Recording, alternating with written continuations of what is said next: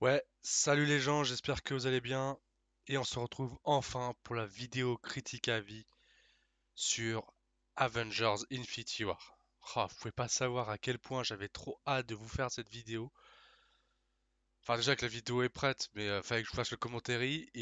Donc moi, comme vous le savez, je vous l'avais dit que je voyais que le film une semaine après sa sortie. Donc je raconte pas comment l'attente, le supplice a été insupportable, étant donné que fallait pas se faire spoiler et en plus je devais attendre, parce que je voyais avec un pote. Et du coup ensuite quand le film est sorti, enfin que je suis allé le voir, du coup bah je pouvais pas vous faire la vidéo, enfin critiquer la vie, le commentaire et tout de suite, étant donné que j'étais pas trop bien. Mais bon, ça m'a pas entaché le plaisir lors de la visualisation du film. Mais en tout cas ça y est, je vous retrouve pour vous faire ma vidéo critique à vie dessus, pour vous en faire part et oh combien j'avais hâte de vous retrouver quoi. Donc, comme vous savez, depuis le temps qu'on attend ce film, après 10 ans d'élaboration d'univers partagé, on y arrive enfin. Donc, ce film a été réalisé par les frères Russo, donc Joe et Anthony Russo, qui ont réalisé donc Le Soldat de l'hiver, Captain America, le Soldat de l'hiver, et ensuite Civil War. Et maintenant Avengers Infinity War et Avengers 4 qui sortira comme vous savez dans un an mais qui a déjà été tourné dans la foulée à la suite de Avengers Infinity War quoi. Donc pour ce qui est des frères Russo, enfin des réalisateurs c'est fait. On va donc passer maintenant au casting. Et oui, comme je vous avais dit, pour cette vidéo exceptionnelle, montage exceptionnel, voici donc le fameux montage qui m'a pris 6h10 à faire. Même pour moi, même comme j'avais dit, ça m'avait pris pas mal de temps et ça m'avait fait bon, chier, mais ça m'avait vachement fait beaucoup de plaisir de le faire. Surtout que c'était vraiment un montage que je voulais faire. Alors au départ, si vous voulez, les 6 personnages que vous voyez en haut, au départ, il devait y avoir Jeremy Renner, à la tête de Laetitia Wright qui joue le rôle de Shuri. Mais finalement, comme on le voit pas à l'écran, je me suis dit bon bah allez-y, enfin vas-y, je vais mettre un personnage secondaire qu'on voit quand même pas mal de fois. Et Danae Gurira tout en bas, au koi, et puis à la place de Paul Scott, enfin Paul Rudd pour le rôle de Scott Lang pour Ant-Man. Je me suis dit bon bah vas-y, hein, je vais la mettre. Puis en plus c'est Michonne, je sais pas si vous la reconnaissez, de Walking Dead, et voilà quoi. Donc voilà, bien évidemment que pour Avengers 4, je remettrai Jeremy Renner en haut, enfin voilà. Et puis Brie Larson par-ci par-là quoi, quelque part dans le casting. Ah non mais ça a été un travail de dur labeur et je pense pas que dans beaucoup de vidéos on peut voir un affichage d'une telle ampleur et parce que on pourrait se dire ouais c'est facile, tu prends les caractéristiques, les numéros de l'image, et puis tu fais la même pour toutes les images, à part pour l'emplacement. Mais non, parce que toutes les photos n'ont pas forcément la même taille. Puis voilà quoi. Donc voilà, pas pour la même péter, mais un petit peu quand même, quoi. Enfin voilà, donc je vais pas trop m'éterniser sur le casting. Ça fait 10 ans, si voilà, vous êtes fan de Marvel, je vais pas m'éterniser sur le casting. Ça fait 10 ans, comme j'allais dire, qu'on connaît les acteurs et les personnages. Enfin voilà quoi. À part bon, c'est vrai que Mantis qui est française et voilà quoi. Il faut quand même le souligner, c'est une française et une française parmi tous les Avengers, même si elle a été introduite dans les Gardiens de la Galaxie Volume 2. Voilà quoi, ça fait quand même plaisir qu'on ait une française et en plus ça va, elle est récente quoi. Mais ça signifie qu'elle n'est pas prête de partir ni de mourir quoi. Enfin, je l'espère en tout cas quoi. Enfin voilà. Bon, on va donc passer au scénario. Bon, après, voilà, je veux dire, parmi toutes les autres critiques à vie qu'il y a eu, voilà, je vends ma patte, comme tout le monde, et voilà, quoi, je dirais mon avis, et voilà, enfin, c'est pour ça que vous êtes là, quoi. Bah, le scénario, bah, franchement, déjà, enfin le film, enfin le scénario, j'allais dire un truc qui est du la vie, donc je peux pas dire ça. Le scénario, bah il est bien fait parce que déjà donc le film est divisé en quatre parties, enfin en quatre parties si vous voulez, en quatre groupes. Et donc du coup, même si le film il dure 2 heures et demie, on ne voit pas le temps passer, on voit pas le film passer. J'ai envie de vous dire, après le scénario c'est classique, hein, un super méchant qui veut détruire l'humanité quoi. Donc voilà quoi, j'ai envie de vous dire, après ce film il n'y a pas vraiment trop je veux dire, c'est pas, on connaît un petit peu ce qui va se produire quoi. Donc le personnage principal c'est Thanos et on sait que il va être à la quête des gemmes d'infinité quoi. Donc voilà, j'ai envie de vous dire, pas d'énormes grosses surprises quoi. Mais voilà quoi, au moins le mérite c'est que le film dure, allez, bon, si on retient le générique, 2h26, parce qu'ils avaient dit 2h36, mais après 2h30. Finalement, si tu retiens le générique, parce qu'il faut dire ce qu'il y a, le générique est quand même assez long. En même temps, pour le film que c'est, ça ne m'étonne pas, hein. Et 2h26, que tu ne vois pas passer. Et franchement, pour le montage, respect quoi. Parce que je m'attendais à ce que ça soit un chouïa plus long, mais finalement, peut-être que ça sera peut-être un peu plus long pour Avengers 4, mais bon, voilà. Voilà. Donc, mon avis. Alors, vous voulez savoir mon avis? C'est une tuerie, c'est de la bombe, c'est ça claque sa mère. C'est juste oh my god, c'est juste génial quoi. Je sais pas si c'est mon favori, enfin peut-être, mais j'avoue que en plus le Thanos en mode méchant, mais il en impose de ouf. C'est limite Ben à côté, il fait pitié quoi. Et si vous voulez, les 45 premières minutes quand j'ai découvert pour la première fois, mais dans ma tête c'était. Enfin, ouais, ce que je veux dire quoi. J'étais en transe quoi. Quand je voyais Spider-Man en train de, oh, aller voir le bus et du coup il sort. Bon voilà, y a pas, c'est pas ça. Et j'étais mais, enfin j'ai juste mais surkiffé quoi. Ensuite les combats sont juste mais géniaux, sont incroyables. Le truc c'est que en fait, comme en fait les groupes, j'avais pu dire sur Facebook, comme pas sur la page Facebook, hein, mais voilà sur une page où je suis dans un groupe, que comme les groupes ils sont divisés, les Avengers sont divisés en 4-5 groupes, ça permet que du coup il y a moins de monde et comme ça quand il y a des combats, ils sont mieux chorégraphiés et mieux coordonnés. Ça, un coordonné ou ouais, enfin chorégraphié. Il y a une meilleure coordination si vous voulez. Et du coup, ça se voit tout de suite. Et un truc que j'ai bien aimé aussi, c'est le fait que les réalisateurs ont bien respecté l'univers de chacun des univers des personnages, quoi. Le Wakanda pour le Wakanda, pour les gardiens, pareil, avec leurs couleurs propres par rapport au film précédent, et c'est génial, quoi. Alors bien évidemment que parce que voilà, James Gunn était là pour les gardiens, Ryan Coogler était là pour Black Panther. Après, je veux dire, Captain America, c'est les Russo qui ont fait les films. Winter Soldier, enfin, Soldat d'hiver et Civil War, finalement. Et puis après, Iron Man, bon, c'était. Peut-être pas qu'il était. Je pense pas que le réalisateur de Iron Man 3 était là, mais bon, voilà, quoi, vous m'avez compris, quoi. Après, voilà, c'était New York, bon, c'est pas compliqué à filmer, hein, mais pour ce qui est des gardiens avec les couleurs et Wakanda, enfin, surtout, ouais, les gardiens avec la musique, j'aime bien, quoi. Mais surtout, c'est ça aussi. Donc, il y a l'environnement, donc le respect des couleurs, et surtout aussi l'ambiance sonore, quoi. Leur musique qui est propre aussi. C'était juste, mais génial, quoi. Et ouais, après, qu'est-ce que je pourrais dire d'autre? Donc, Thanos en méchant, il en impose de ouf. Et les acteurs aussi, génial, quoi. Euh, Oh là là, c'est un truc de ouf, quoi.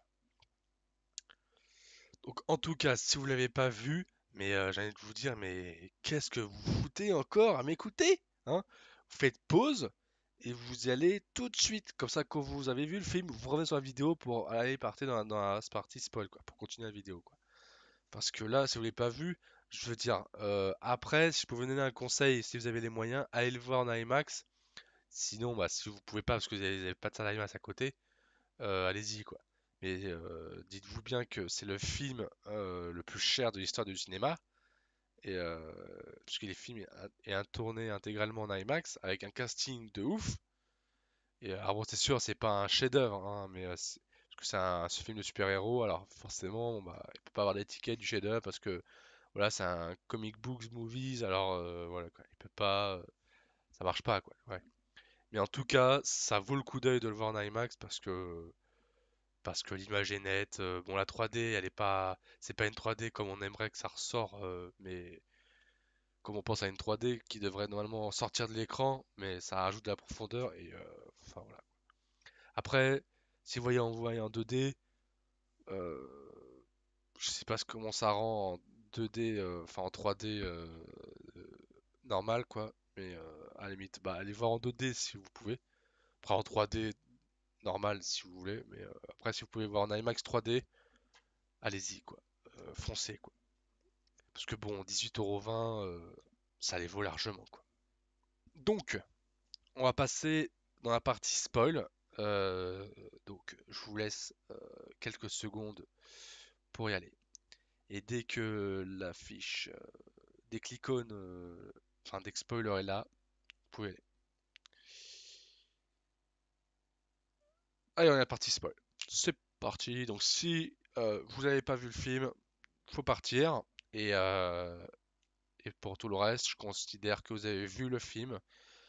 Et donc, ça va envoyer batch pâté, quoi. Parce que bon, là, franchement, faut dire ce qui est, partie spoil.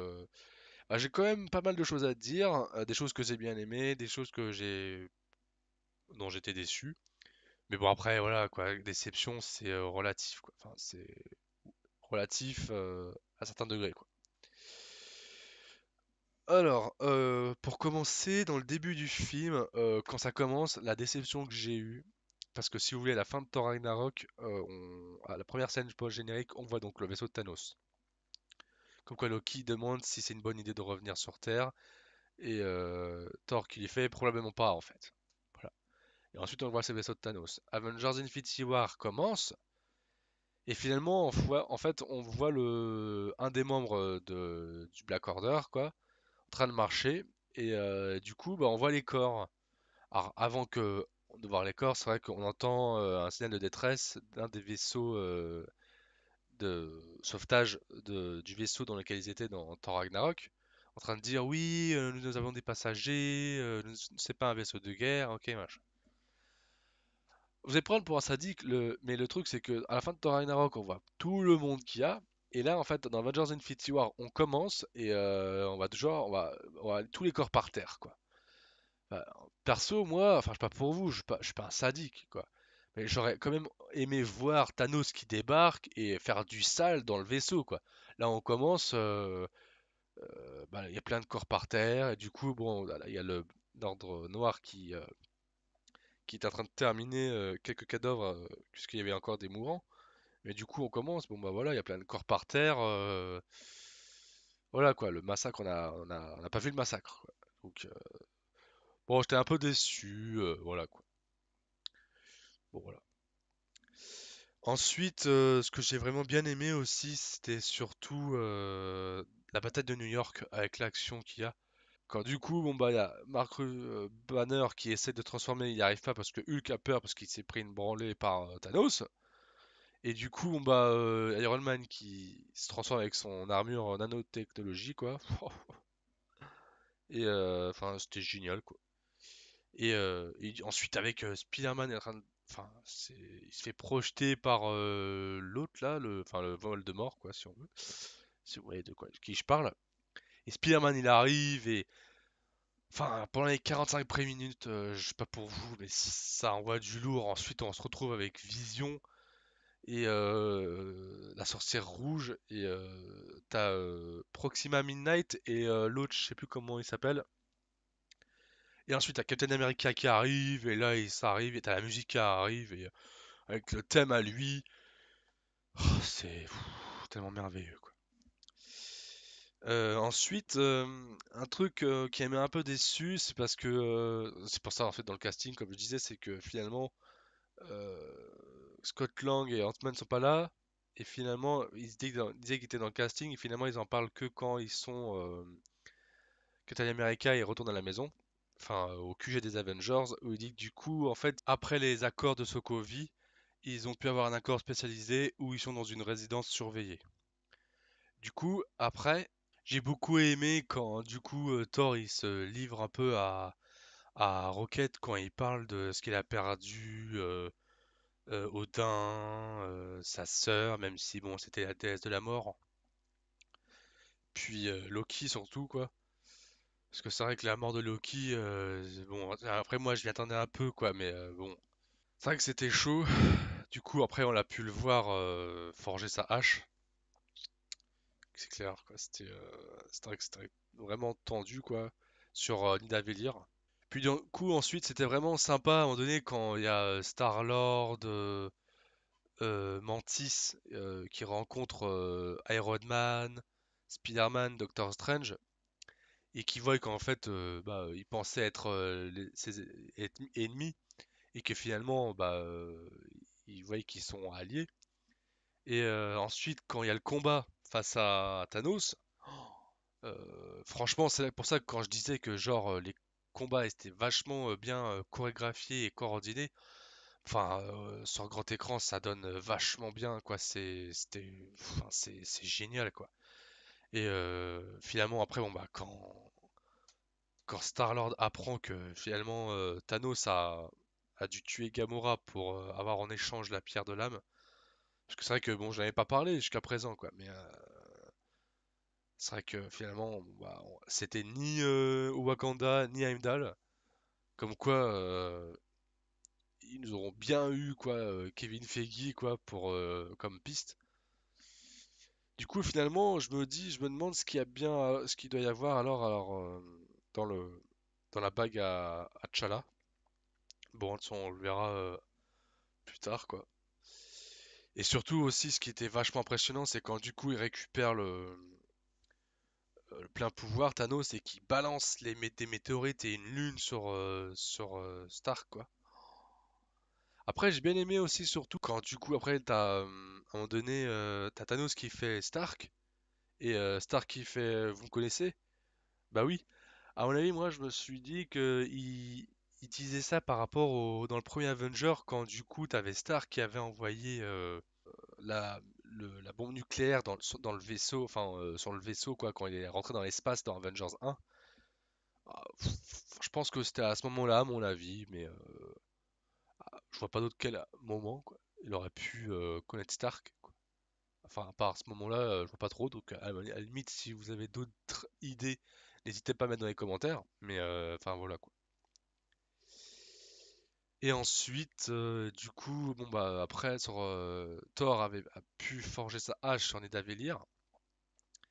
Alors là, il débarque au Wakanda et ça envoie du pâté, quoi.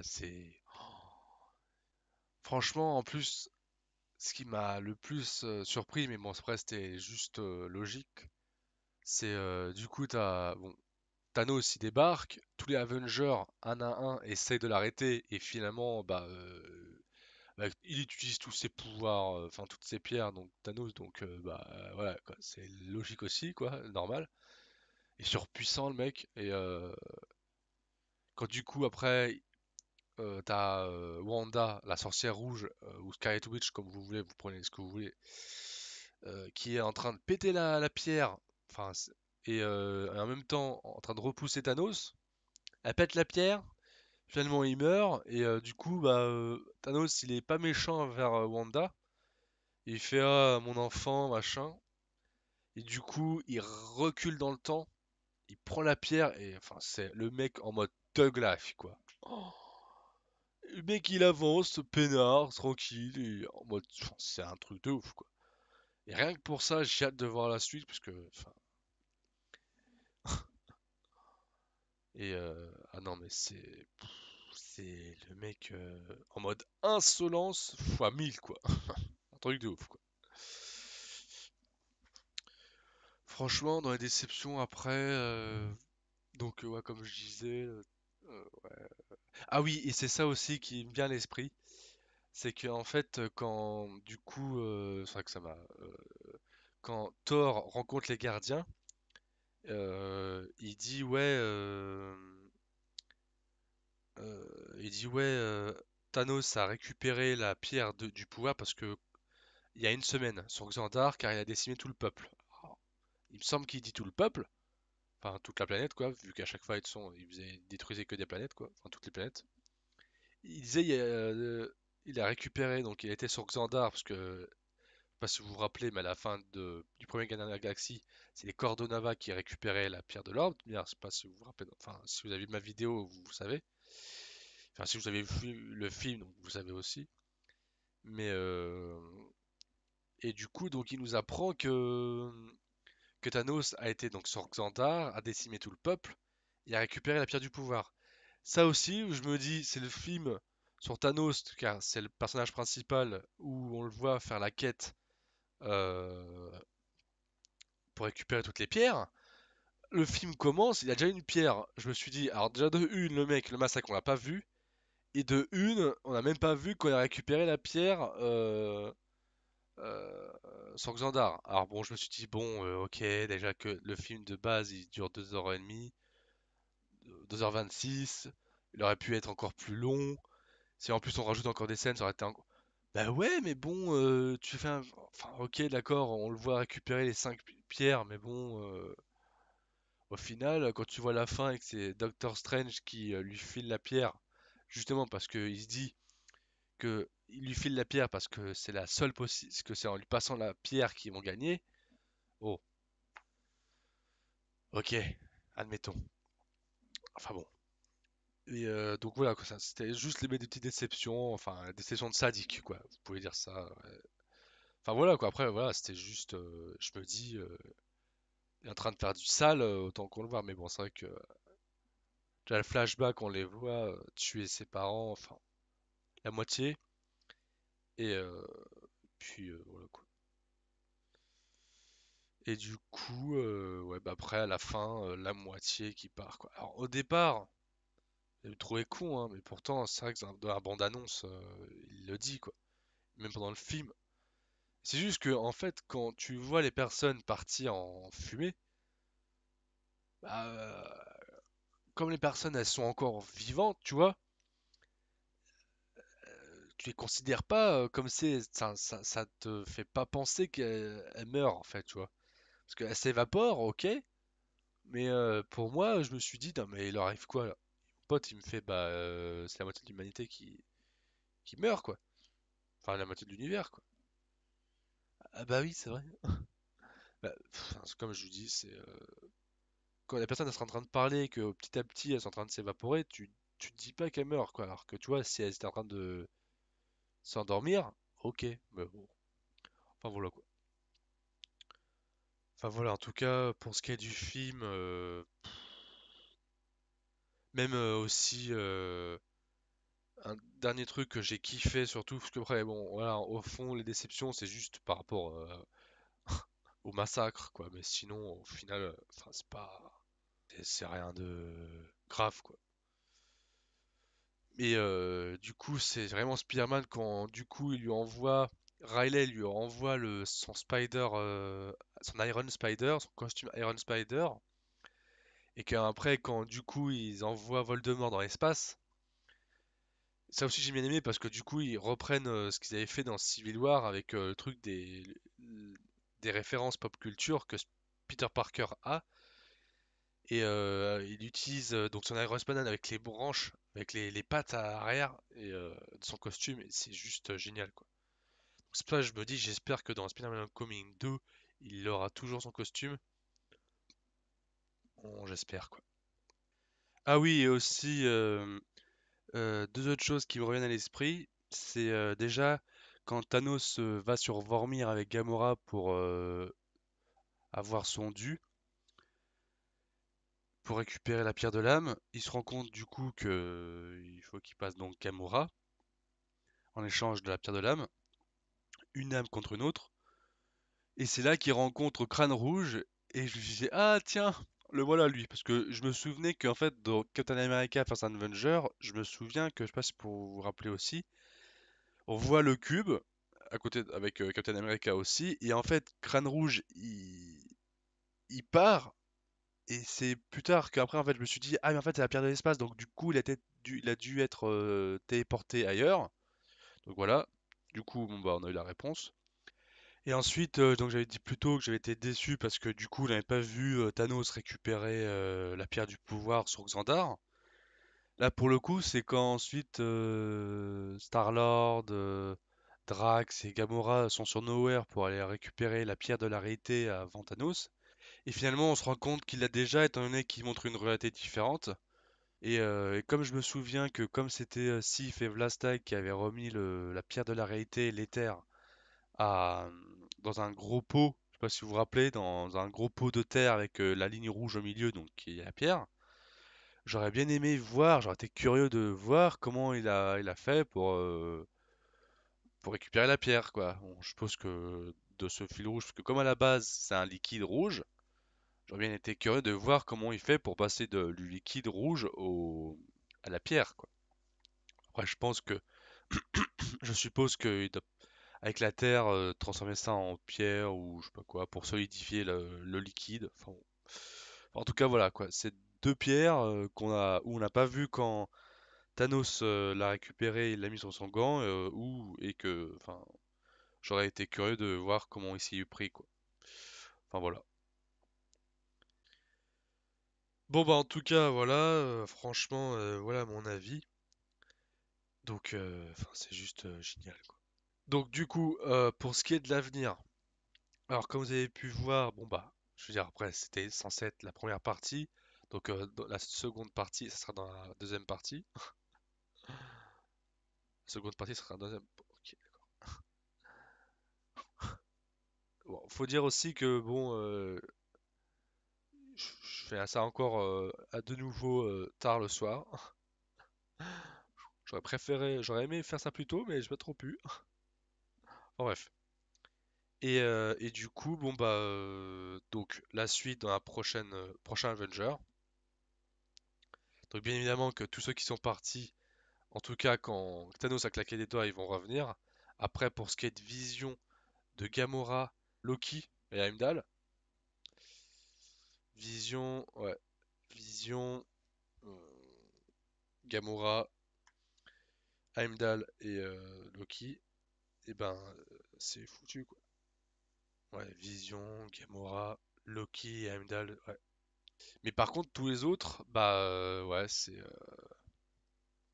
ils vont revenir quoi.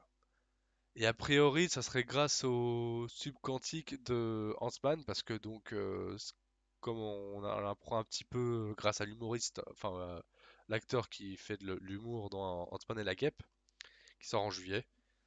Donc a priori, ce serait grâce à ça, quoi. Et puis ensuite Captain Marvel, qui sera le personnage le plus puissant du MCU. Mais après, je me demande si c'est le plus puissant que Thanos. Enfin, je suppose, hein. Le mec, il fait questions-réponses tout seul, tranquille, quoi. Bah, pour qu'il dise ça, je pense que comme le Thanos c'est le MCU, bah je pense qu'il va ouais. En gros, ouais, Thanos, elle va s'en faire des petits pains quoi. Elle va le mettre dans le toast et puis voilà quoi, tranquille. Franchement, j'ai hâte de voir son film en février 2019. Enfin voilà quoi, je suis vraiment content. Et puis aussi un autre truc que j'ai bien aimé aussi, c'est quand Doctor Strange s'est multiplié en plein de fois devant Thanos, mais bon avec sa pierre du pouvoir en 2-2, il a tout dégommé, il a trouvé le bon. Pas marrant Thanos, hein. Méchant garçon, hein. Donc voilà. Voilà ma vidéo critique à vie pour le Avengers Infinity War. Un film que je n'arrêterai pas de regarder tellement ce film En fait, je me dis, c'est dingue parce que on commence avec le vaisseau, ensuite on passe à Hulk qui est enfin, transporté vers la Terre, ensuite on passe à Tony Stark et genre au bout de, allez, trois quatre scènes, on est déjà au bout de la cinquième scène, on est déjà dans le vif du sujet. Enfin, c'est génial quoi, parce qu'en fait c'est pas comme s'il y avait une introduction où tu dois attendre genre peut-être une demi-heure, trois quarts d'heure pour que le film se mette en place. Non, au bout d'un quart d'heure, tu rentres dedans et c'est génial quoi, parce que c'est génial quoi. C'est ça que je me dis, voilà quoi, c'est vraiment une série et là on arrive au point culminant et c'est c'était génial quoi, parce que enfin voilà, c'était vraiment génial. Bon voilà les gens, franchement j'espère que cette vidéo vous a plu. Bon à l'avenir je ferai ma vidéo critique à vie vachement plus tôt. Donc en tout cas je vous dis à la prochaine. Je vous fais des gros bisous et je vous dis à la prochaine. Allez, salut.